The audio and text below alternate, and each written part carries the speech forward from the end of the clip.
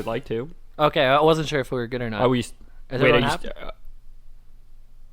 Were you going to start now? I was gonna. Lore Boy's here. Lore Boy's here. Okay. There we go. Okay. Yeah. I wasn't sure if we were starting now or. Wait, did we start? I think we started. Yeah, Okay. we're going now. My anxiety. All I know is I finished. Hell yeah. Well, hi, finished. My name's James Miller, I didn't say I am finished. and I'm here with. It's Peter O'Donohue. Ethan. He just Ethaned. All right. So how's everyone doing today? Good. I just told you I finished. Okay, great. Playing the ever-loving fuck out of Into the Breach. Nice. I'm playing Fire Emblem: The Binding Blade. Nice. My hunter's level 50 in World of Warcraft. I'm soon gonna have 2 60s, and I started the Rick and Morty VR game, which was okay so far. I'm not impressed, but That's my current feelings about that show as well. Yeah, Totally watchable. I like the I show. like the show. I like the people who write it. I listen to all. I their like the podcasts. show. Not so crazy about the cult that seems to have developed around the show. Yeah. But I really like Yeah. the show itself. Speaking of things with culty fandoms, what are we talking about today? We are talking about Undertale. Yes. So I've just finished the game last night, the first playthrough anyways, and I had a ton of fun with it. I think, Ethan, you've played a bit on stream, right? I played a bit on stream during our 16-hour charity event for Extra Life. Yep. Back in November. And I don't think Peter's played, but he knows enough by cultural osmosis. I haven't played it. I watched a friend of mine beat it, though, so I've seen the last boss. Cool. Yeah. Cool. So if you haven't played it, don't worry. And if you have played it, great. So the way that I kind of made this episode today is I want to just fill in the gaps of knowledge if you've already have played it, and also just kind of lay the groundwork if you haven't played it. I talked to a few other people who have had one playthrough, and I was talking to them and helping them understand things. Even though they played through the whole game, they didn't catch it, kind of thing. So no spoilers, but just framework and a little bit of lore, because we're the lore boys. We're the framework boys, yeah, but we're we're just the going to lore sprinkle a little bit of lore in there. Yeah. The format that I went with today is I want to talk about the way the game's made, the gameplay, the influences and stuff like that, then the story, and then we're going to touch on some of the endings, because there's many different endings, and yeah, that's how I want to do it. It's kind of like the same format as our Stardew Valley episode. Yeah. This one written not in 45 minutes because we forgot Oh, an episode. yeah. Because one of us forgot an episode. We sure did. That was Ethan, yeah. It Well, was. yeah, I don't know if we have to say one particular person is at It's fault. joint but- responsibility. Then we sent Ethan out to go get beer, and I slapped an episode together. By the time he was back, we were ready to go. Fuck yeah. Yeah. Yeah, Jamie crushed that one. And then we Let's see if he crushes this one, though. I'm going to be extra critical. because he had so much more time Yeah, exactly. to prepare. Yeah, a lot like Stardew Valley. Undertale, I only wrote this one in 45 minutes still, by the way. It doesn't change. It's just, Yeah, I work yeah. best under pressure. Yeah, exactly. Undertale's a role-playing video game created by an indie developer, one guy, just like Stardew. But this guy's name is Toby Fox. I thought it was Jimmy Ferret. Jimmy Ferret? No. It's the late-night show where he just goes through tiny pipes. Yeah. Oh, okay, yeah. and chokes on a necklace bead. But Post Malone is there. Yeah. Yeah. Ugh. He fake laughs a lot. Yeah. Just like me. What was funny, Peter? That Post Malone joke. Do you remember when... Delayed. Do you guys remember when the game came out? 2016? Nope. 2015? Yeah. Close. 2014. What do I win? It was meant to come out on 2014, but it got delayed. Do I win a copy of Undertale?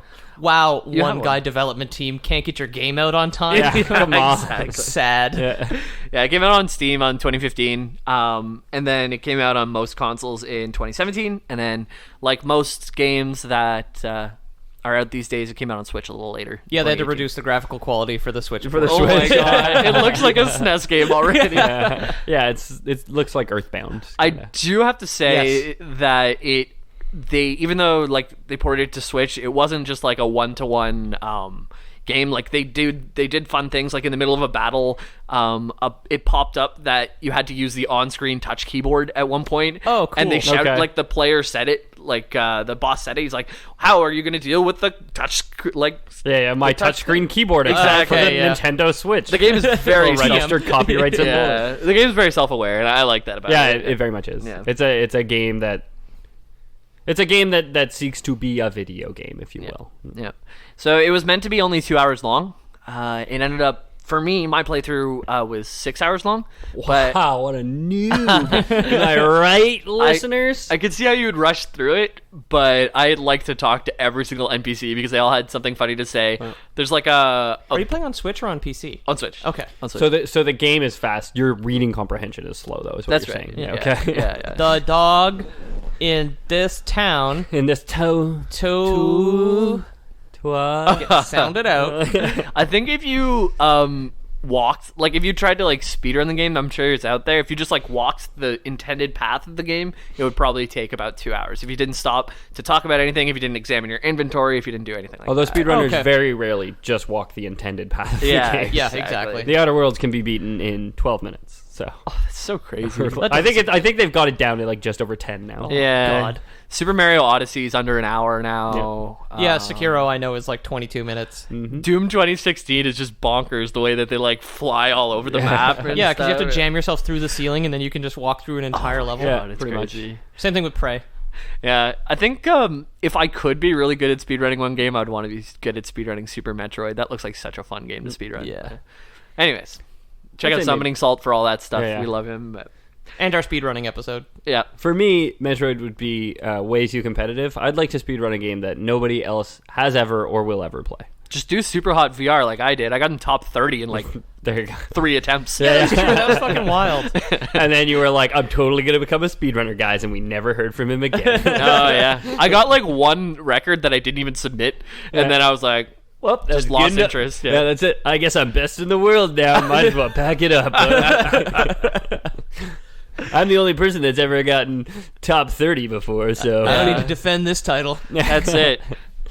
All you other people who will need to spend like $500 on a VR headset if you want to compete with me. I looked at doing Darkest Dungeon when I was really into Darkest Dungeon, Right. but like the fastest category, the world record was like 2.5 hours. I was like, so that means like me playing through is like 12 to start, and then you like work down to like world record times, right? Yeah. And I was You gotta like, shave off 10 hours? yeah, that's I'm possible. never gonna get there. And that game's so hard too. Like, and then there's RNG. Punishing, yeah, and there is RNG. Yeah. But anyways, so Toby Fox made Undertale, and he is like pretty much the only one who did anything. The ports, some other people helped with that, of course, but he made the music, he made the game, he made most of the art, but he did outsource some of the art in there. And which art assets did he outsource, James? Yeah, that's a good question. Just read from that list. I see you have a list in front of you. I assume it's for this. if I had to guess, the last boss would probably be outsourced. It was It'd be a weird thing to outsource, though. Now, if you're gonna outsource, like if this is your baby and you've created every single aspect of it, and you like do the whole game, then you're like the final boss, the just a ultimate stick battle. man. You're like, nah, too much for me. Without spoiling it, it really becomes it looks different than Okay, the other yeah. battles, and it's really intense. It becomes like Ocarina of Time level graphics. All of a sudden, you're like, whoa, future. The graphics are better than SNES, Yeah. but it's not. Yeah, Ocarina of Time. You got them can triangle see- titties on the boss. Like, Fuck yeah. Yeah. we were all crushing on the Sacred Fairies as kids. Don't lie. Main inspirations for the game were Mother series, like you know the game Earthbound, Mother, yeah. Earthbound, yeah. Yeah. That was huge, and it looks a lot like it. That's It's what I very- said without knowing that it was actually inspired by. Yeah, you play like a squat, weird-looking, chubby kid. Yeah, with Yep, a big Just head. like with a big head, just with like a an striped Undertale. shirt, with His name is Ness. lampshade hair. Smash. yeah. Well, your Lois Griffin hair is definitely an original concept.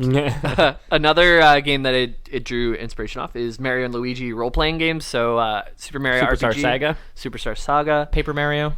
maybe Paper Listen to Mario. our in this game. season 1 finale to hear about Superstar Saga. Did we do that? I God. did. Oh, we, yeah. we did Mario. We each did a Mario topic, and I talked about Superstar Saga. Don't worry about that. You don't That have to was listen to that one. 93 episodes ago. Yeah, right. It's also based off the Bullet Hell shooter series Toho Project. It's a Japanese game. Cool. Never heard of it. I looked it up. It looks like a Bullet Hell game. Is it a hentai? I don't Is know it a what that hentai is. bullet hell? Okay, well, Yeah. that's like a Deep Space Waifu is a Is hentai it like- bullet hell. So that's, yeah. That's formal wear for a foul, right? Yeah, exactly. Hentais, yes. Yeah. Okay. Yeah. I got it. Well, business. It's also based off the British comedy show Mr. Bean, Okay. which I didn't catch. Sure. But sure. Yeah. That would explain why the main character is that 3-wheeled car. Yeah. I mean, I could see how, having played just like a little bit of the game, the creator's sense of humor is very prominent in it, because it's a funny game. It's a laugh out loud kind of game. But I could see how that kind of humor in an interview, when somebody asks you what's it's inspired by, would lead you to say it's Mr. Bean too, you know? Yeah. Like that's some stupid thing that we would say, like this show's inspired by Mr. Bean. Right? Well, it is. Yeah. Maybe. It is in some way. Peter's head's inside a turkey right now. Jimmy. Did you know that there was only like 13 episodes of Mr. Bean ever made? I saw that What? on Reddit Yeah. the other day. Everybody's like none. Yeah. You've only ever seen the same like 13 episodes or so. I always remember the one where he goes to the theme park and he has to like change a baby and he throws the diaper out the roller coaster and someone gets a face full of it. Then he's like, oh, I don't have a diaper, so he cuts out like the crotch part of a teddy bear and puts it on the kid. And I just remember when his car gets hit by that tank. Oh yeah. Yeah. He gets out and it gets crushed. Yeah. There's 15. Sorry, my bad. Oh, okay. With With wow. the first one premiering on January 1st, 1990. Really? 1990. Wow, we weren't even born yet. Well, some of us weren't. All of us. I wasn't. Some people on Earth were definitely born in 1990. No, I thought Mr. Bean was the original man. Well, he's not even a man. He's an alien. Yeah, well, he was dropped down from heaven onto Earth. It's in the opening sequence. It's in the opening sequence. Yeah. Peter. In the last episode, he tries to eat a cat. Yeah. Yeah. Yeah. Yeah. Am I mixing up the shows? No, that's it. Yeah. Okay, cool. That show that came he says before nanu, nanu. 1990. Yeah. He says nanu nanu all the time. No, yeah, that's right. I've never seen an episode of Alf. Neither of No. us. For any of our like actual Nanu, millennial Nanu. listeners who have no idea what we're talking about. Alf is Alf, Nanu Nanu a is show from in the Mork and 80s. Mindy, Yeah, Mork and Mindy's. which I've also okay, never okay. seen. Yeah, that's a Robin Williams show. Yeah. That was his first. That was his break. The real star of that show was cocaine. It was just driving Robin Williams around. Do you think? Oh yeah. I don't think so. Like, look at Robin Williams at any other point in his career. I don't think he did a lot of cocaine. Yeah, he did. Whenever he went out he was filming on like on an island at one point, Okay. and he didn't have cocaine, and he just couldn't act properly. And Oh, yeah? they shipped him out a bunch of cocaine and women, and all of a sudden he was able to do his job. That's I had fucking no idea. Hollywood for you. Yeah. Way to Making go. dreams Way to go, come Robbie. true. I read that on Reddit though, so that could be wrong. Yeah. It's a person who wrote it, so who knows? Yeah, some guy who wrote it. Yeah. No, I met Robin Williams once. It was on an island. He did a bunch of cocaine. I Yeah. was shipped out for him. Yeah. That's it. He played a board game, and then he landed on the cocaine square, and it all showed up. Oh yeah, that is true. Jumanji. There was a stampede of cocaine. Yes. So that's kind of a little background on Toby Fox and his inspirations. Who is Now, he? Where's he from? How old is he? Why is he so talented He already? was Robin Williams and Mr. Bean, and did a bunch of cocaine with on an island. Okay. Is what I believe Jamie said. If I'm following the story correctly, that was all Toby Fox. Nanu, Ethan. Nanu. Good. And gameplay is the next part. So Undertale, it's a role-playing game. You walk around. It looks like a NES top-down perspective or Game Boy top-down perspective role-playing game. The graphics look a lot like Mother or Earthbound. Which is, if you don't know, I guess it's like really like square, blocky pixels, and Yeah. There's no sky. It's top down on the ground, and the kids are 2D flat against the ground, so you can see the kid in profile. Yeah, bright colors. It doesn't really look that scary most of the time until you go into caves and stuff. Like when you're in a town, there's these animated figures. For example, the bartender in the first town you go into is just like a flame in a suit, and he's like polishing a mug. Yeah. And Oh, neat. Yeah, and then he doesn't want to serve your kind there. all the characters. Oh. Yeah, you remember all the characters there. They're all like different wacky types of monsters, and we'll kind of touch on that a little bit later. Why? Except the kid who's human. Exactly. Except for Exactly. human. Does the kid have a name? Whatever you name him, Oh. there is a named child, but it wasn't you. Okay. And it came before. It wasn't me. Caught me hanging out with Yeah. Pirates. So if someone says they don't know what Mother or Earthbound is, if you know Ness from Super Smash Brothers, which most people do in some way or another, that is the main character in. I say most people Mother who listen to Earthbound. this show. Imagine the Dark Souls of Super Nintendo games. Yeah, Earthbound. Earthbound, yeah. Was it Super Nintendo or was it NES? SNES. Ness, yeah. Mother 1 or 2 may have been on NES. I think Earthbound, as we know it, is Mother 3. There's too many colors in the game to be on the Ness. Yeah, yeah. They used to do there's like a trick in animating for the NES that if you used black as the background and then also on the character, you can make like see-through parts and things like that. There's like a bunch of ways that they got creative to use like a very limited amount of colors. Yeah. On their sprites or whatever they call it. Now we can't even get fucking games to run properly. So the RPG, you walk around. It's usually talking with people, fighting in turn-based combat, and a series of puzzles. So that's like a lot of top-down RPG games. Yeah, and I mean a lot of top-down RPG. Yeah. It's And JRPG styled. right. Like Chrono Trigger or Final Fantasy or Fire Emblem. So the kind of gimmick to this game that not all RPGs have is that you can kill everything, you can kill nothing, you can choose to befriend things or you can choose to kill them. You get to play on your morality, which there's different endings you can get based on the decisions that you have. And there's 3 main endings, but within those main endings, there's many branches depending on how you handled yourself throughout the game. Okay. Yeah. Do I comport myself well, Jamie, would you say? Would you say generally I'm well-to-do? Yeah. Okay. Yeah, you don't eat any animals. Boom, I get the good ending to this episode of The Lore Boys. Yep. You eat fish, though, don't you? Yep. It's not an animal. That's not animal. That's true. That's not animal, no. I eat tramps, too. Shrimps? And spinach. Would you eat a Oh, dolphin? but spinach are so innocent and cute when they grow up. Would you eat a whale? No. Would you eat any mammals? Would you eat a manatee? No. Especially not a manatee. They're cute. The mermaids of the sea. They're so thick. Mm-hmm. You can tell sailors was chubby chasers. If they were just like, oh, I just can't resist this thing's siren song, makes me want to jump overboard and fuck it. What about amphibians? Eat a frog? No, because I think it's gross, and I'm a picky eater. But I have had frog legs before. Would you eat raw fruits or as a child. vegetables? No, heavens no. No, they actually They make my throat close up. Yeah. Yeah, that's pretty wild. You're pretty wild.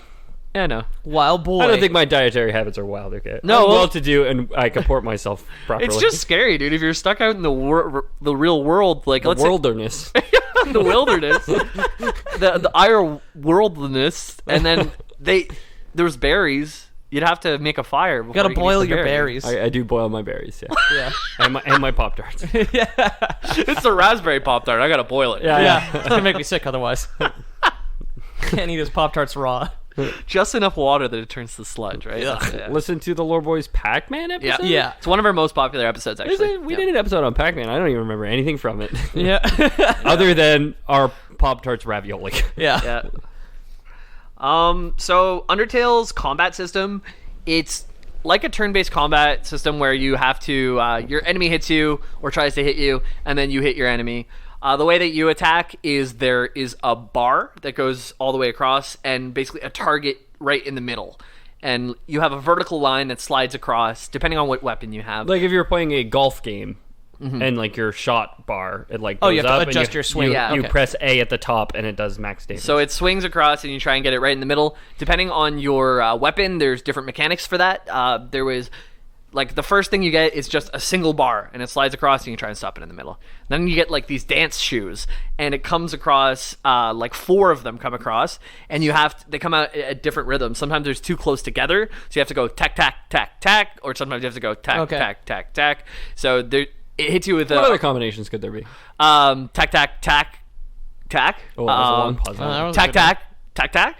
Okay, well, that was unexpected. Tack, tack, tack, tack. Whoa, 3 in a row? And then backwards, tack, tack, tack, tack. So you need to river dance Mr. Bean to death, basically. Yeah, exactly. When you fight him. When you fight your shadow clone. Yeah, exactly. Shadow Bean. Yeah, for Or all the like punished Bean. He's got the horn and the eye patch. For all the Polish listeners, I was just saying yes over and over again to them. It's tack? Tak means yes. Huh. Yeah. You And mean dobra. Or dobra means like good or cool. Like Dobra. dobra. Tak, dobra, tak. You can just Oh, say okay. that. If you say that, like Polish people think you're Polish. I did it a lot. Like they offer you something, tak, dobra. Yeah. And then, okay. He seems real.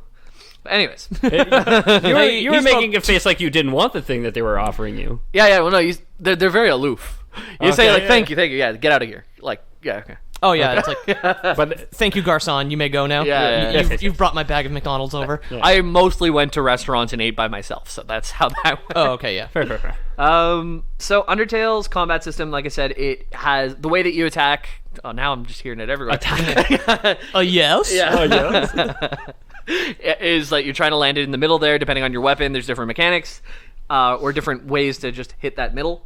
And the part that is defensive, and this kind of comes from the Super Mario RPG, where even though you're going to get attacked, you do have a way to defend. Yeah. And it's skill based. So in are Mario fun. and Luigi Superstar Saga, you would hit A at the right time to block. Yeah. Oh, okay. This one And is it just like you still take damage, but you take reduced damage if you hit A properly. exactly.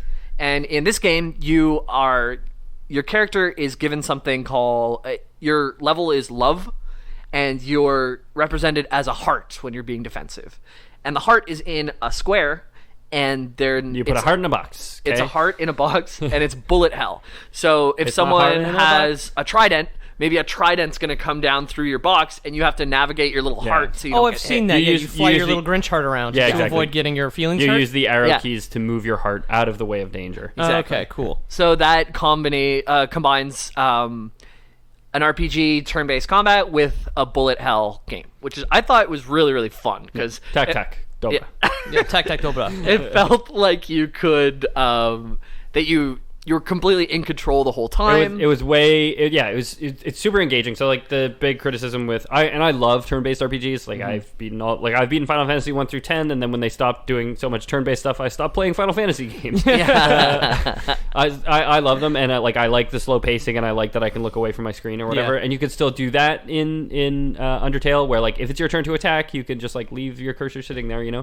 and be okay for a couple seconds.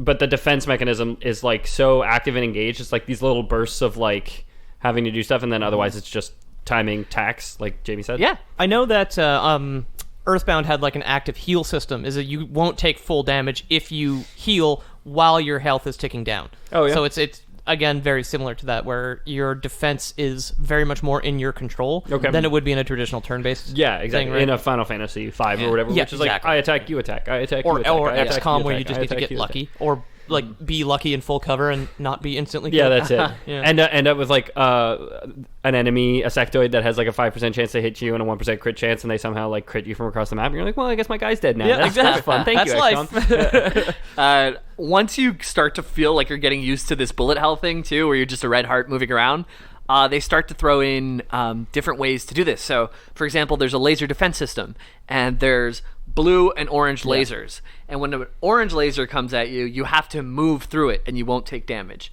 But if there's a blue laser, you have to stay perfectly still. Yeah. So imagine a series of lasers coming at you, and you always have to be thinking, okay, move, stay still, move, stay That's still, some move, stay still. heavy-duty mind games that would fuck me up. Yeah. Especially once you get the muscle memory down. That sounds. Yeah. The last boss, his eyes flash at a certain point, or second last boss, his eyes flash at a certain point. Like, everything goes dark, and it goes like, blue, orange, orange, blue. And if you're not paying attention to his cues, you won't know what's coming, and then it happens really, really fast. Okay. So you have to, like, it's kind of like a memory game, and then you just react to Yeah. it. and Well stuff like played, that. Toby Fox. That's Yeah. really neat. Who's Toby Fox? No, I'm kidding. He's the guy who made Stardew Valley. Oh, right. Yeah. Another He's boss. Mr. Bean. Yeah, he's the actor who plays Mr. Bean. Another boss who's completely invulnerable to physical attacks. All of a sudden, your heart turns yellow, and you gain the ability to shoot out of your heart. So it becomes one of these games where you're not attacking in a turn-based way, but you're dodging like bullet hell and also attacking him at the same time. So With you're your the little heart. bullet hell ship. Exactly. Neat. So every Like in Deep Space Waifu, the formal foulware. Ethan played a hentai bullet hell. I played 2 Yeah. Oh, to you're right. completion. Thank you very much. You're right. I did it for the listeners. To completion, is that the right word for that? Twice. One game. It's a good long game. It's not that long. No. The third and fourth games are way easier to beat. That was a penis length joke. Yeah. So the formula for this attack system, this battle system, if there was no permutations, it's already super engaging. But then every world you go to, they kind of add a little bit more to it, and then it culminates in the final boss where you get to use all of these mechanics together. Yeah. Everything you've learned. Up Like above. So fun. like some sort of video game Yeah. Oh, I see. where you get progressively stronger until you stop getting stronger and the game ends. And then you get to the final exam. yeah. Also, Toby to fight Fox Teddy. didn't want you to have to grind. So he made it so you do not need to stick around in any area. You just go whichever direction you want, and you can beat the game without taking a single, killing a single thing or gaining a single level or love. Your love increases is what they say whenever your level goes up. Okay, you fight all these monsters or don't, and in turn become more compassionate. Yeah. There are like dogs in the game that like you fight them and you can attack them, or you can do stuff like pet the dog, or like call the dog over or play fetch with the dog, and they just they're like enemies and they're acting all tough, but they're so scripted like dogs where they just get so excited by a human who wants to pet them. They're like, oh my god. Yeah. And this is why this game is so replayable, because I watched Ethan play it and I had a completely different outcome in my playthrough. I didn't see the dogs. I didn't have a competitive date. There's a bunch of things that happened to Ethan that didn't happen to me, and both on our first playthroughs. And the game will change on your second playthrough as well. Oh wow! And even on your third playthrough, depending on how you do it, the game is constantly changing. What about your fourth playthrough? It can change depending on how you play it. Just like the rhythms of the dance shoes. It's the rhythm of the dance. Yeah, dude, it's amazing. It's amazing. When I played, it was tack tack tack tack. When Jamie played, it was tack tack tack tack. There we go. I'm just going to lift the cat over the wire so we don't have any problems. The slinky cat, and she goes right back under it. Well, if she goes under it, that's okay. She's going to lie down. Okay. Screamer, could you do me a favor? Could you turn my levels up, please? Screamer, could you give me another glass of water? Screamer? Thanks, Screamer. Yeah.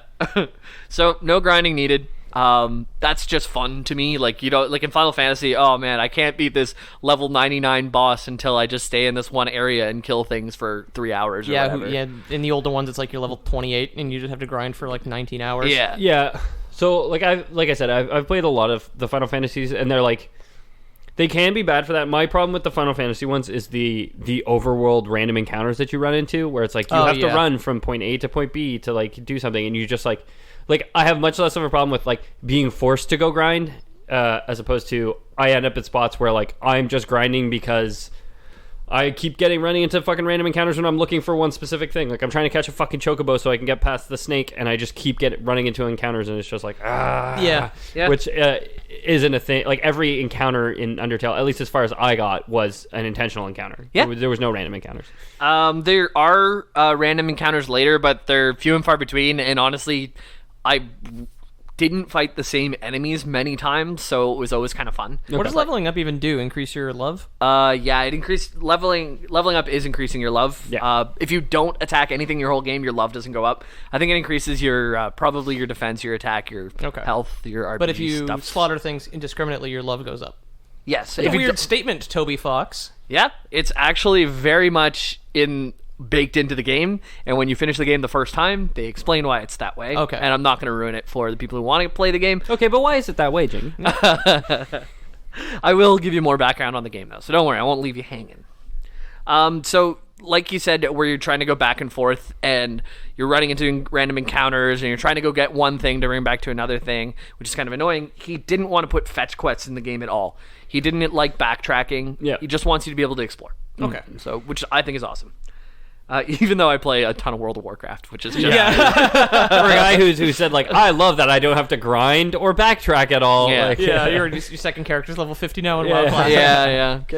I'm working on my third, too. But I'm having fun with that. I don't know why, Maybe it's just satisfying a different part of my gaming experience. They're fun in their own ways. It's not... I don't think it's a commentary on, like, these things are bad. It's just, this is not what this game is trying to achieve. You can't like both these things, Jamie. It makes no sense and scares me. Yeah. In terms of the difficulty, he made sure it was easy and enjoyable. Like your final boss encounter, it's kind of weird. Like your health will go down, but like the bullet hell is absolutely insane. Like there's no way you could get through this and not get hit your first time. Okay. And your health will go down, and it'll like it almost like halves every time, and it's like asymptotic that it almost like gets right to the bottom, and then you heal back up, and then it goes right to the bottom, heals back up. I don't know if it's possible to die because I was dodging the best I could, but it felt like it was very forgiving, but also felt tense the entire time. Yeah. That's a hell of a lot more important, I think, for a good boss fight, is for it to feel good and not necessarily stomp you into the earth. Yeah. Yeah, exactly. Because I think Dark Souls is a great example where like because the mechanics are so smooth and so rounded, even a very difficult boss encounter where they stomp you into the earth still usually feels good. Yeah. Because you are constantly in control of everything that's happening. And generally speaking, especially in the later games, it's quick to get back to them. Yeah. So there's not a whole lot of frustrating downtime. Yeah, exactly. But only the last boss feels like you almost can't die. Like everything else, you definitely can die. I died like 3 or... Well, the first boss you can't die. Maybe, I don't know. I didn't. I tried to die to her. Oh, okay. Just kill me, mommy. Yeah, Do it. exactly. Yeah. That's exactly it. So yeah, there's like a mother figure when you first start off the game. She's like a goat. Yeah, Yeah, she's like a And goat. it person. gets to a point where like you have your heart in the center box, and I like this is not really a spoiler because it's the very first boss in the game. Yep. But like she's like, oh, you have to prove that you're strong enough if you want to like leave or whatever. So then you're like, she like challenges you to a fight, and at first she like deals like crazy amounts of damage to you, and then by the end, like when your health is low. When you're in the bullet hell thing, her bullets will dodge you. So you can move the heart around and try and hit neat. bullets, and like those bullets will all like dodge Oh, I remember that happened to you. So I beat her and I used all my consumables, so I never got low with her. you. Oh yeah. But there we go. I guess Yeah. so. We had completely different experiences. Yeah. with That's that. a neat mechanic as well. Yeah, because I was like, oh, I felt too bad. I was like, I want to see what happens, like if you lose this fight, if you just like stay in her house or whatever until Yeah. you like do end Until up you're beating her. 35 and she kicks you out. Yeah, exactly. Yeah. That's one of the endings. Yeah, The kid but, gets all fat. yeah. But no, she'll never kill you. Oh, okay. She'll never down you. Yeah. So also, there's not only just like attack. There's an act. Yes. Act. It's attack, act, Dak. item, mercy. Yeah. So you can Okay. you can give mercy to Is everything. there a flee too? Is there a run? That's mercy. Mercy is just like Mercy is you let them run. yeah. Yeah. Okay. It's the same. It's the same difference in this game. Oh yeah, so there's not a flee. Four Like options. if you have because like mercy you do against one specific enemy. Uh-huh. I was wondering if there's I'm gonna flee from 3 enemies now. I killed everything that I could on my way through, so I don't know, Yeah. maybe, but I just chose mercy the whole. I never chose mercy the whole way through, so I wouldn't know if there's a yeah. flea. But at the bottom, for sure, there's 4 options. Yeah. Okay. So there's not a run. I'm No just flee, I'm yeah. just trying to remember. No, yeah, I don't know. So they can use act. Act is the second one, is like just different actions you could do other than attack or give mercy. You can like scan things. You can, if you have a friend at a certain part, you have like a scientist friend who's always calling in. Okay. You can call him and be like, hey, what's going on with this? And he can like give you suggestions Okay, and things yeah. like that. So that's kind of cool. Yeah. The mercy. I'm surprised you never used mercy either, because like some enemies, even like I didn't play for that long. I played Yeah. for like an hour maybe. Yeah. But there were some enemies it was just so much more effective to use mercy on. Like it was just like a one hit, like they automatically leave, but you don't gain any heart or love or whatever. Yeah. It's EXP. Which yeah. EXP actually stands for execution points. Oh, you yeah? find out later. Your first playthrough, you're encouraged to just play however, like kill things like a normal RPG, maybe give mercy to some things. Yeah. And you almost always get the neutral ending on your first time through. Okay. And at the end, they tell you, like, yeah, all that EXP, what you think was experience, is execution points. That's Oh, interesting. dang. So you've been killing things, and Yeah. that's Well, killing things does kill things. Yeah. That is something that I already knew. I like how your like level of bloodlust is what's measured at the end. yeah, it is. So anyone, bloodlust, heart strength. The more blood, the stronger your heart. That's what I know. yeah, if you are playing through the first time, do not try and go for the pacifist route or the genocide route. You're not the boss of me. Well, because you physically can't. Oh, okay. Then do tell me what to do. Yeah, you need to go through. Just play what feels natural. You will kill a couple things. You'll save a couple of things, and Pet that's a few dogs, I hope. Yeah, that will make sure that you get the neutral ending. Then once you get the neutral ending, it starts to open up on. It'll give you a little bit more backstory on what's going on in the game, and then it encourages you to play a different way the next time through. Cool. Okay, cool. Yep, Like a new game plus. exactly. So there's 3 endings. Neutral ending, the true pacifist ending is what the second one's called, and then the False genocide. pacifist ending. There's a true. The false positive ending. The baby eating. The true pacifist you have to do after the neutral and before the genocide, because if you do the genocide once, You can never do the pacifist. you can do the pacifist, but it's a different result. At the end of the genocide, you That's give wild. at the end of the genocide, you give up your soul to basically save the world. Okay. So Good once for you me. do that once, you're locked into that, and your next one would be the soulless pacifist ending, not the true pacifist ending. Interesting. Oh, Okay. Yeah. This game, I was in the Steam community forums doing my best to decode it with only have finished the neutral ending. Yeah.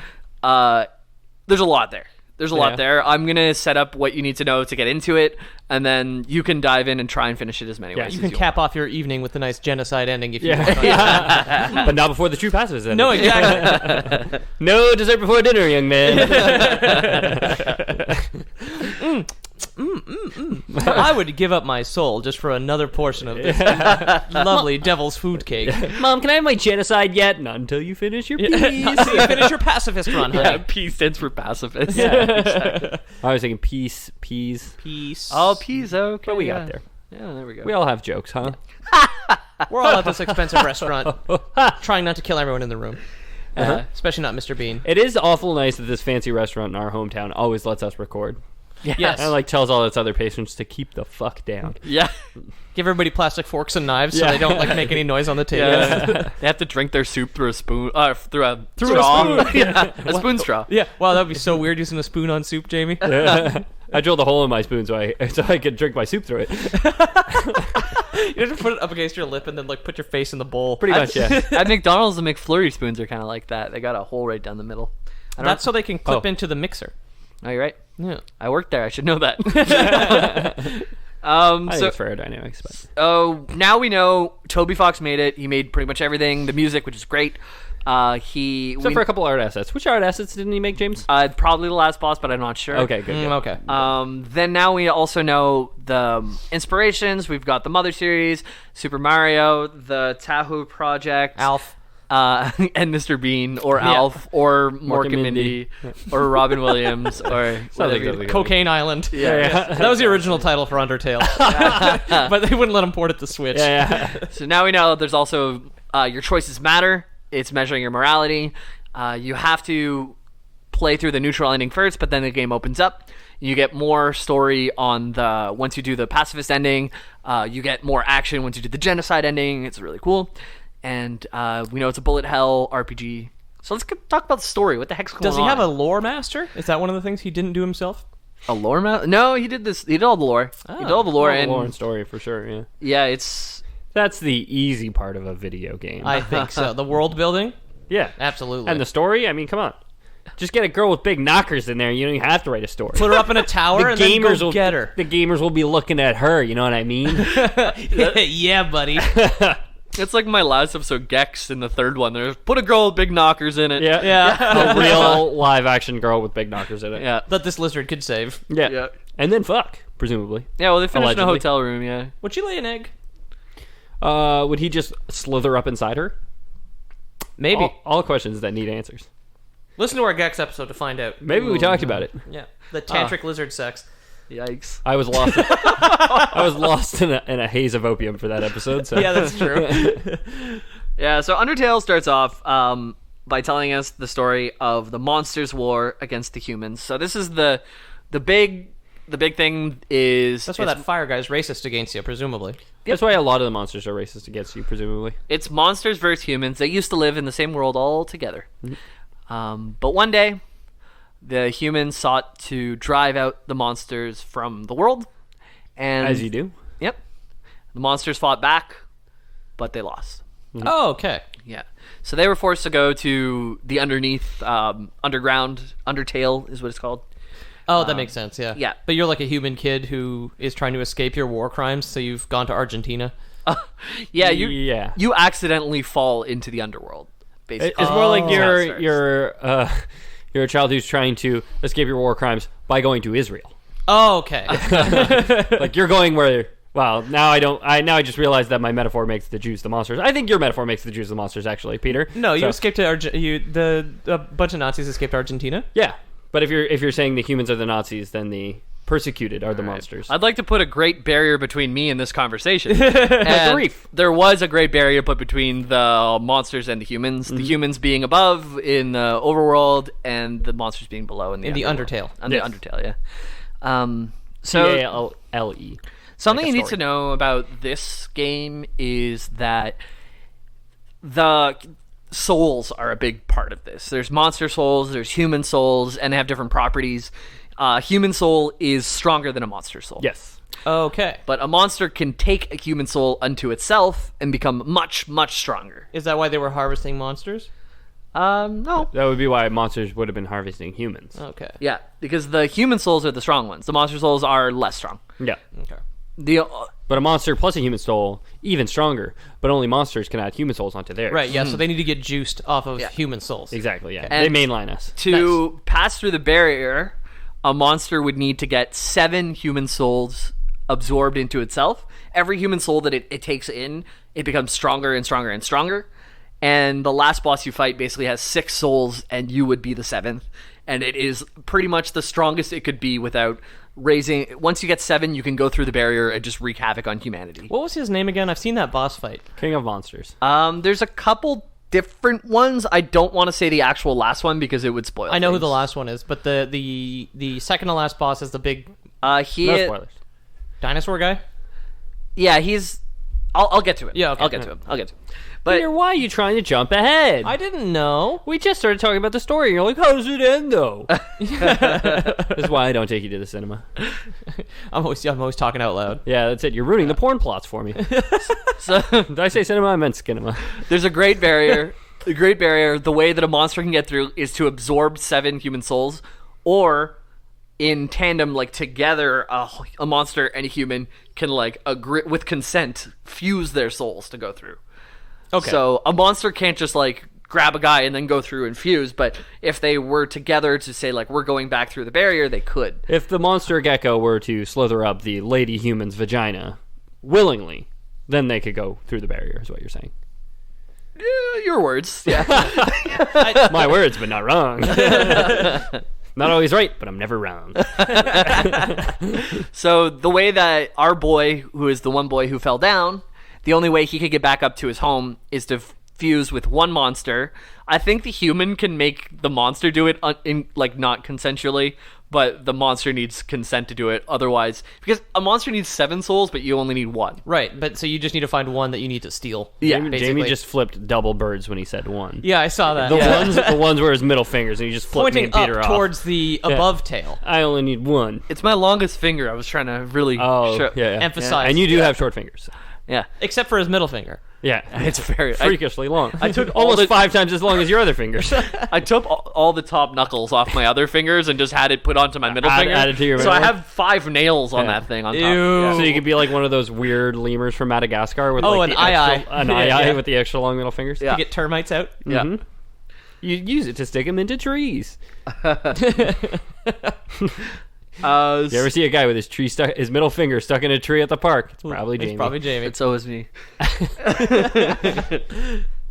So yeah, the monsters are basically trying to get your soul whenever you land into the game.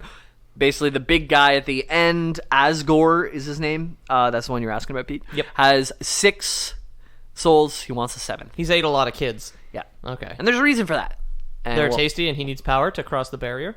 Yep. To stop racism. Well, he was a nice guy once upon a time. Once upon a time. We're starting off with him as a nice guy. Asgore is a nice guy. He's the king of the monsters King of right the now. monsters. But for now, 7 souls to get out for a monster, 1 soul to get out. Kind of unclear on how that works, but a human only needs 1. Okay. Because the souls are... It's called soul fusion. So, like, instead of killing something and taking their soul, it's like you're fusing together. Okay, cool. Yeah. I guess you weaken the soul by killing it. And so then, like, you would need, like, 7 weakened souls. Or Maybe. 1 You can't eat whole that soul raw. You need to beat him so you don't get E. coli, There's- and then you fuse with it. You have to pay the troll toll. There's a dialogue that when you're walking through a cave in the game and you click on it, it says that human souls are more powerful than monster souls. That's why monsters want to take them in. But So, they're barely not powerful enough to get back to the barrier. I guess so. You just need that little extra little nudge Yeah. of like one dead monster, preferably an innocent one, virgin monster, something like that. Mm-hmm. Yeah. It's just like you need someone tall enough that you can stand on their shoulders and reach the top of the barrier to climb over. Okay. But if they're dead, then they can't stand. So they're much, much shorter. But What you if you could just pop pile them 7 bodies on top of each other and use those to get It's it. just as high as a normal body. Exactly. Okay, good. So, fun fact. kind of like the golden ratio. Like your arms out to the side is like your exact height, and the distance between like your belly button and your toes is the same as the distance between the belly button and the top of the head. Okay, yeah. Everybody's body is 1/7 as wide or as deep as they are tall. Your large intestine, when unraveled, is the length of a football field. Exactly. Yeah. Golden ratio. Yeah. That's why. That's why everything is measured in football fields in the States. Yeah. So yeah, now the leaders of the monsters are Queen Toriel and King Asgore. And eventually they have a child named Azrael. Okay. So Azrael is pretty important in the lore. Mm-hmm. This is the point in time where the first human falls through into the underground. This is after the barrier's made. One human falls through. It's the first one ever. Are they all afraid of it like in Monsters, Inc., or is it... Yeah. Monsters Inc. is set in Undertale. Oh yeah, good. Yeah, that's it's the underworld. Yeah. Spoilers, but that's the end of Undertale. Is you find out that you've been working with Sully and Mike Wazowski the whole time. So maybe if the monster in Monsters Inc. was not yet trained to scare people, because what happens is Chara falls through and is discovered by Azrael. Both are kids at the time. Okay. So it's a kid finds a kid, and they're different, but they're both kids. It's like the fox and the hound. They learn to accept each other's differences. Exactly. Yeah. Until the hound is trained to hunt the fox. Exactly. But then he saves him from a bear. Well, which is nice. That movie makes me cry. Yeah, me too. Azrael picks up Chara. Chara is the first human. Okay. Chara. Okay. Zdeno? Sorry? Hockey player. Don't worry Yeah, about he's okay. for the Bruins. Okay. Was, at least. I said it, then I was like, Jamie's not going to know what I'm he's talking a about. big. He's a big guy who played on the Senators. He's an enforcer. He's a fighter. I do know that because my mom was very into hockey, and I was talked about. She was an Oilers fan. Yep. No, I know that. Senators. Was she a Senators fan? I thought she was an Oilers fan. Nope. Senators. Anyways, so Chara falls in. Azrael picks up Chara, brings her home because brings him home. Chara is injured from the fall, fell all the way into the underground. And the king and queen, Toriel and Asgore, actually take them in. Okay. And raise them as one of their own. So this child is raised in a royal monster family. Okay, that explains why they're so good at hockey. It sounds like a setup for a children's TV show. Yeah. Just called Royal Raised Monster by Family. monsters. Monster family. Yeah. Yeah. Or Step Monster. Step Momster. Oh my God. Would be what it is. This summer. I can see it, dude. It sucks. A woman is abusing her stepchild. Oh no! What kind of zany hijinks will they get up to trying to kill their stepmother? Paramount, reach out to us. Come on. Get at us. So we don't get much information because all of this that we're learning is kind of through things that you read in the game. So we don't really know about how Chara grew up or the time they spent there. Grew up in a monster household, possibly consuming human souls for power. And do we not know because your reading comprehension is low, or is it just not known in terms of the game? I'll say it's not included, but that's up for you guys to That wasn't just a dig. That was a callback joke, so you can't be mad, Jamie. I'm not. So I promise you're not mad. Azrael sees that Chara becomes deathly ill one day. Chara becomes very, very, very sick. Did he have monster pox? He ate a pie that had it's implied that he ate a pie that had a flower in it that he shouldn't have eaten. Okay. Oh, okay, like nightshade or some poisonous shit. Yeah. Opium. Just a poppy seed muffin. What did you do, Azrael? You can't feed your pet people chocolate. It's gonna kill them. The chocolate flower. Coincidentally, Chara's final death wish is to return to his home village and to see the golden flowers that were native to his homeland, and that's where he wants to die, basically. Okay. And so Azrael says, okay, I'll do anything I can to help you get there. So they decide to fuse souls. Okay, yeah, I was gonna ask, does he absorb his soul to, like, keep it safe so he could one day get up to the surface? Keep it secret. Keep it safe. And then start eating flowers indiscriminately on the surface world? So for you. Azrael absorbs Chara's soul, and they head to the land of the humans, but there's too much trouble on both of these. There's a dying soul inside of a soul. There's some turbulence. One's trying to go one way, one's trying to go another kind of thing. They're not both trying to get home for a reason I'll explain soon, and both of them die. Oh no! Oh shit! Both of them die. Yeah. So this is really bad. You find this out from like tapes that you can find in a secret lab in the game, and you can see this. But we find out that Chara was not so pure. Chara poisoned himself, or it's implied that he poisoned himself to get the monster to fuse with him. To guilt Azrael into fusing with him. Like, No. no, I'll never do that with a boy like you. No. He's like, I'm dying. It's my last wish is to get with you. Something much more sinister than that, actually. Okay. Chara wanted to destroy all of humanity. And to fuse with the monster soul is to make himself more powerful, and to come back, everybody else just has the human soul. He'd come back with a monster and a human soul, and could just start killing everyone. Okay. So Chara poisoned himself. My dying wish is to get with you, so we could kill all of humanity. Yeah, Chara. I remember my first time. My mom always told me never to say no to a sick kid, but this feels wrong. Yeah, that's the reason why they both died, though, is because they could. If she was like, "Yeah, I'll take you home," and he was like, "I'm not going home, you stupid." Yeah, we're gonna kill everyone. Azrael resisted. Yeah. Then they just destroyed each other. Now that we're together, we can finally genocide the surface world. No. What about the golden flowers? The golden flowers were a metaphor for exterminating all human life. How could I be so blind? Yeah. My high school English teacher would be furious with me for missing this.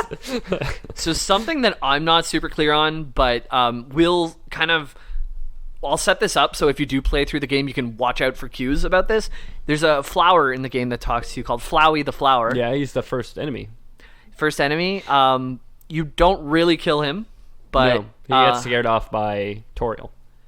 Flowey is the fused soul of Chara and Azrael. Oh. And that's not made clear. There's a whole... It gets super convoluted. There's, like, time travel involved. There's... Flowey the Flower at some point discovers save points in the game. Like, physically can save, so can revert to saves and things like this. Cool. Which you fight Flowey later, and Flowey can turn back the tides of battle and revert to save points and things like this. Like, regain hit points kind of thing? Neat. Yeah. Or just go back to a certain point in the battle. Okay, yeah.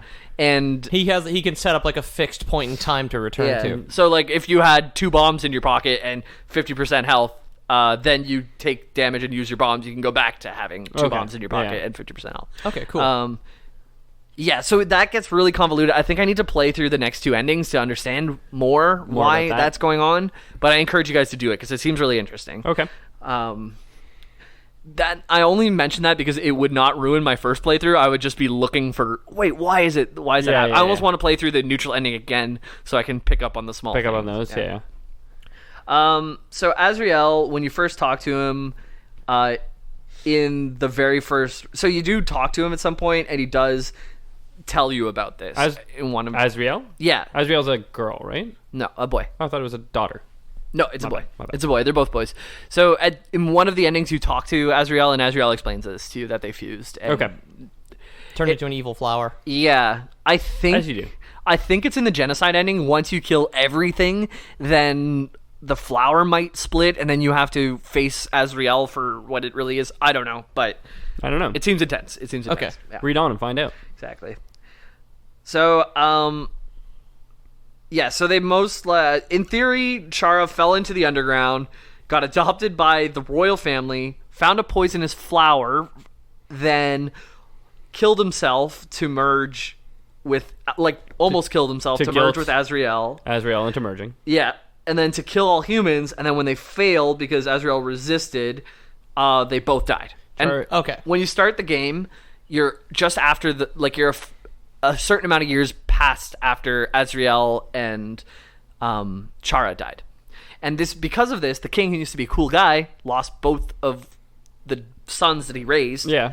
Decides, I hate all humans. So any humans that fell into thereafter, assumedly 6 of them fell in thereafter, because he has 6 souls when you start the game. Oh, yeah, and he wouldn't have gotten Chara's soul. Yeah. No.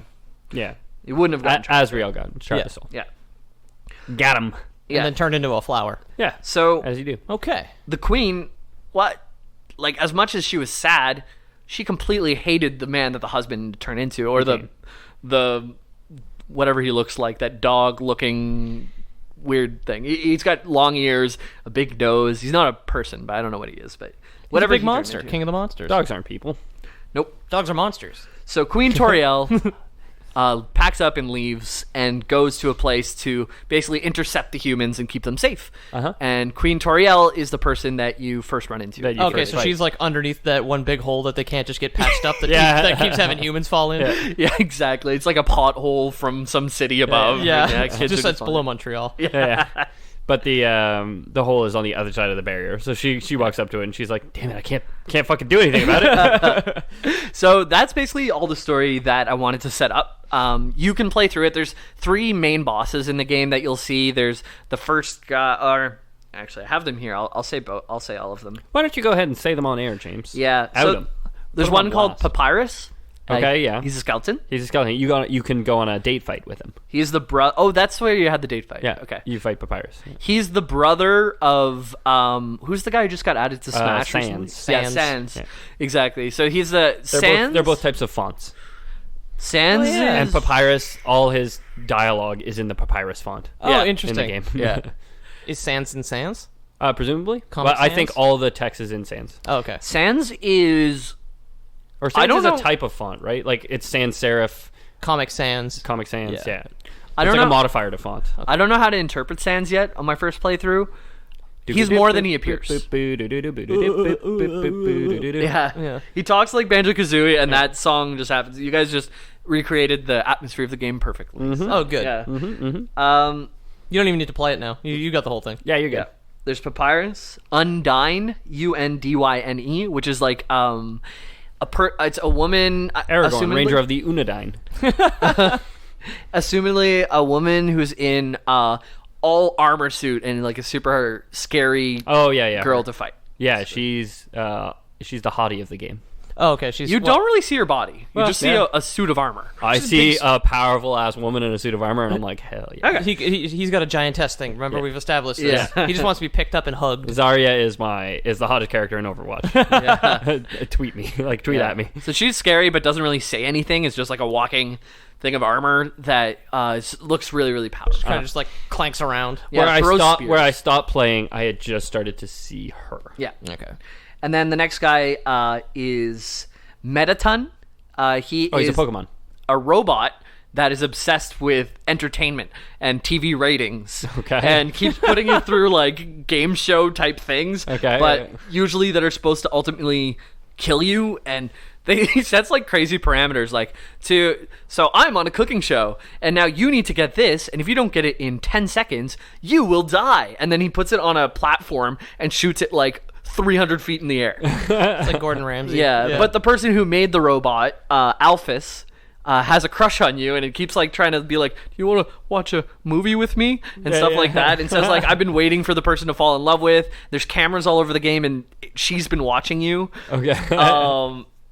Basically is trying to help you not die, and her whole thing is like she's going to get you to the end and right at the last second save you from Mettaton and be Okay, like yeah. the person who saved you. Okay. So you have fallen in love with them, but in the end they can't, so you just beat them anyways. So you do Hell's Kitchen? Do you do The Apprentice? Yeah, so they throw the Hell's Kitchen. Survivor. Yeah.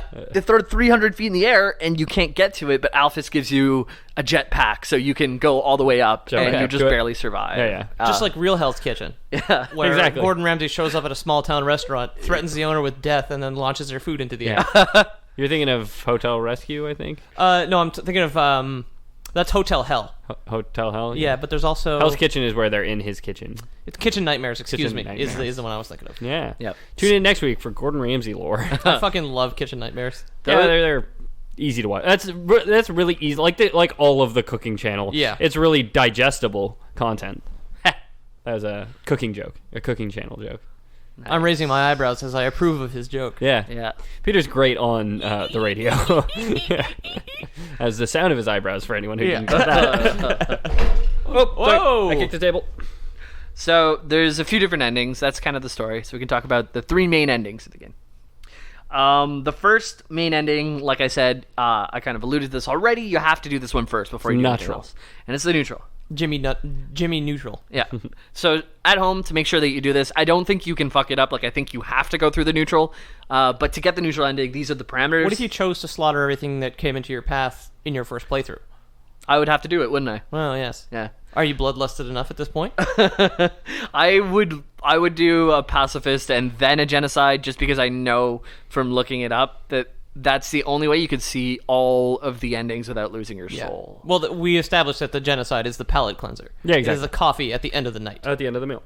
So the parameters for this is a neutral ending occurs when these conditions are met. The protagonist does not befriend all the pivotal characters, Papyrus, Undyne, and Alphys. The protagonist kills any, but not every monster. Like between one and all? Yeah, Okay. exactly. No. Between 1 and all -1. Yeah, Okay, right. not all. Any, but not all. I do think that there is some sort of mechanic that, like, you don't see all the monsters in your first playthrough or something, that you can't just get genocide on your first way through, because you need to get neutral. Okay. So, on your first one. The neutral route ends with the protagonist escaping the underground alone. That's how not so it goes bad. out. So I looked on the wiki and I counted 20 different branches of the neutral ending. So even if you just get the neutral ending, you could let one guy live and another guy die, or this guy live and another guy die. If you leave your armor, which is a dirty bandage from your first that you start the game with, Yeah. and you get to the end, someone mentions you're still wearing that dirty bandage. If you That never counts as a- what crazy differences between all these if you don't eat any consumables the entire way through, they're like, aren't you hungry? Oh, okay, there's- interesting. So any small Aren't you decision hungry? you Why are you still wearing that dirty bandage? Oh boy, your socks smell like. I think the cruelest How about ending, pasta? The cruelest ending would not be the genocide ending, because then there's no one left to be sad. I think if you left one person alive and left. Yeah. Here's Peter advocating for genocide. No, I'm not. I'm just saying. If you kill everyone, there's no one left to be sad about it. So you don't have to Pete O'Donohue 2020. you don't have to be guilty. There's nobody sad. The true pacifist route, we'll call it this one because I don't really know what happens in the soulless pacifist route. Poke a flower into every gun barrel. Yeah. This ending at the end of the neutral route, it does say that EXP stands for execution points, which means that it says like what is all this violence done kind of thing. So then you're Other than make you stronger. yeah, but you what kill cost? It tells you basically, like, it kind of gives you a hint next time. Don't kill anything because you Okay. don't have to. See what happens. Yeah, because this is the natural progression. You're supposed to do the pacifist next. So the ending occurs when all these conditions are met. A neutral route has been completed. A reset is not required, only reloading a player's save file afterwards. No monsters were killed throughout the game. The protagonist cannot gain any EXP as a result, cannot progress past Love 1. You learn the first playthrough that EXP, I told you that, stands for execution points. Papyrus, Undyne, and Alphys have all been befriended. A genocide route has not been completed in the past, doing a pacifist route. There's no like, see, he learned his lesson ending. Yeah. Genocide and then pacifism. Because the way the genocide thing ends, everything dies and you need to give up your soul so the world can continue existing. Right, yeah. To give up your soul, which would mean you wouldn't have a soul for your pacifist ending, so you have to do that one first. Yeah. The kid just gets out of the Undertale or the underground and gets an office job. Yeah, and you get different credits if you do pacifist ending. Cool. And then there's the genocide route. All of these routes do have different branches that you can go down, but like small differences, but this is the main broad strokes. The ending only occurs when all enemies in every area, ruins, Snowden Forest, Waterfall, Hotland, and Core, are killed until no one remains. This includes all bosses. Completing the genocide routes leads to the destruction of the game's world. Upon relaunching the game after a completed genocide route, the first human asks the protagonist to give up their soul in exchange for the recreation of the world. So the game just ends and it goes to a black screen, I'm assuming. It kind of did that to me at one point in my first playthrough. This effectively acts as the same way as a true reset, but it also permanently alters the endings of any later genocide or pacifist ending. So, Okay. Interesting. So Yeah. you end up being like a husk. yeah. Now, if you delete your save, can you start fresh, basically? I'm almost positive. Okay. Yes. Because I just yeah. I beat the game last night. I mean, there's some way you could scrub your PC. If I re-image my PC, am I able to? If I play on a completely different computer, am I able to play an original playthrough? Curses your Steve account. Yeah. What I saw whenever I played through, I just beat it last night, is that your file just stays there, and you kind of have the option within that, like, link to the past 3 file systems. You have to select the same New Game file Plus. and then say reset. Oh, okay. It's like New Game Plus. Yeah, exactly. It's like Doki Doki Literature Club, where So- it just like adds game files, and you can uncover the mystery by going into your game files folder. Yeah, you have to and go into reading the some directories and shit. text on it. So a true genocide ending, like kill everything ending, will affect your future genocide and pacifist runs, but you can do any of the neutral endings after a genocide run. So save your genocide for last. Try your pacifist after neutral. You go neutral, pacifist, genocide. That's if you want to see them all, do it that way. Okay.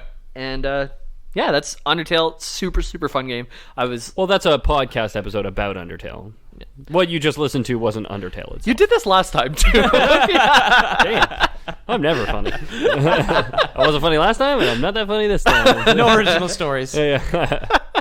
Yeah, well, honestly, I had so much fun. I would put this. I had it on the Switch, and I would go to work. I would get off the bus, and I would be like right before a fight, or I just finished something, and I'd be thinking about it all day at work. Like, Yeah. oh, I'm about to pick up off here. What's gonna happen next? And even though I did give you the framework of what happens, there's still so many surprises, so many things to learn Yeah. in the game. Try it out. I know everybody's already crazy about it. It's a cult classic. Yeah. But It's very- like a mainstream classic at this Yeah. point. Yeah, it's like, exactly. It's hot enough. Fucking Sans in Smash. Yeah, it's, exactly. It's so good though. If you haven't played it, it is worth it. It is worth it. I definitely will. It sounds interesting. Yeah. I definitely have, but I haven't beaten it. Speaking of which, our Steam accounts are like brothers but closer, so I can play your games. Can you play mine? Probably. This sounds like an off year. Yeah. know. It's, Just a little Putting on quick blast. aside there. Yeah. Peter, just tell me your Steam account username and password, and then I'll go home and check. Right Yeah, now? please. Okay. Yeah, right now. I need the 3 numbers on the back of your credit card too to make sure. I already have my credit card saved to my Steam account. Oh, You- perfect. Don't worry about it. Yeah, it's perfect. all taken care The of. back of my credit card just says Bumper 15. All right. Well, I've been James. You can find me on the internet at TLB_James Miller on Instagram. And you guys. I'm at Pete O'Donohue on Twitter, at Loreboys Podcast on the old Grimmygram, and loreboys.com. Check out our website and our contact page and all the current artwork that I've actually managed to finish. You know. I'm at Ethan the Deadman. Our Twitter is at Loreboys. If you want to support the show, we do have a Patreon, patreon.com/theloreboys, which gives us money to make stuff. Yeah. You can choose an episode. You can choose, what topic we talk about. A couple of the recent episodes have been just that. Us Fulfilling requests. yeah, doing our civic duty, I guess, as it were. We do this as a draft requirement. If we host this podcast, we don't need to worry about getting drafted into the Canadian Army. Yes, exactly. If you don't trust Patreon, we do of course have another subscription service. It's called Lore Boys Prime.